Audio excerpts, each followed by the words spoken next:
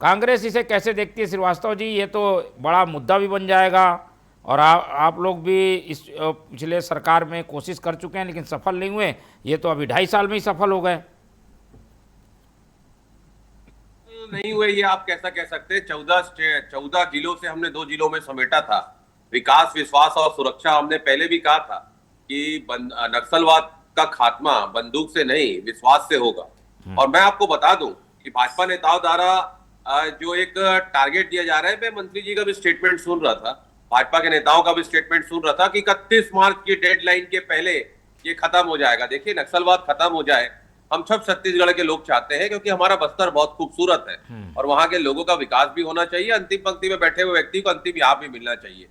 लेकिन मेरा वासु जी से प्रश्न है, नक्सलवाद को क्या कोई सरकारी टारगेट बना के रखे जो 31 मार्च तक आप खत्म करने का वो कर रहे हैं? यह एक जिस प्रकार से कहते हैं ना मोहन जी, अनाउंसमेंट पॉलिटिक्स है, कोई जमीनी हकीकत तो है नहीं। क्योंकि हमने पहले भी देखा है, अमित शाह जी कहते हैं चुनाव के बाद, ये तो चुनावी जुमला है, लेकिन मैं उम्मीद करता हूं कि कम से कम इस मैटर पे वो पूरी तरीके से सीरियस है और उस पे वो काम भी कर रहे हैं। लेकिन मैं फिर आपके माध्यम से कह दूं कि भाजपा के नेता जो लगातार सरेंडर जो नक्सली कर रहे हैं, ठीक है, आप अच्छी बात है, एक पॉजिटिव चीज हो सकती है उनका सरेंडर, लेकिन क्या व्यक्ति का सरेंडर है या उस विचारधारा का आत्मसमर्पण है, ये भी हमें देखना पड़ेगा कि क्या उस सोच को भी भाजपा खत्म कर रही है 31 तारीख तक।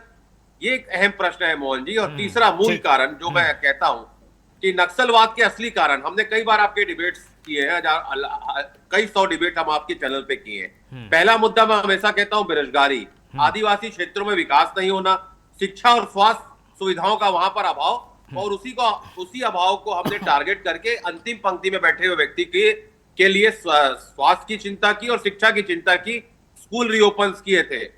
क्या भाजपा इन मूल समस्याओं को उन्होंने खत्म कर दिया है? ये भी वासु जी को बताना चाहिए। लेकिन मैं फिर आपको कह दूं कि क्या आज जो पुनर्वास नीति ये लाए हैं और उसके कसीदे पढ़ते हैं, तो क्या लोगों को रोजगार मिल रहा है जो सरेंडर कर रहे हैं?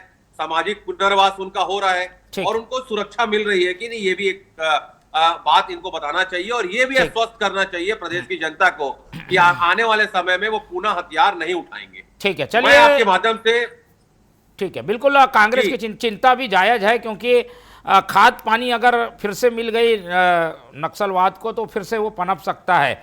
इसलिए अस्थायी रूप से हो सकता है कुछ दिनों के लिए नक्सलवाद खत्म हुआ ऐसा लग रहा है, पर आपको लगातार काम करना होगा।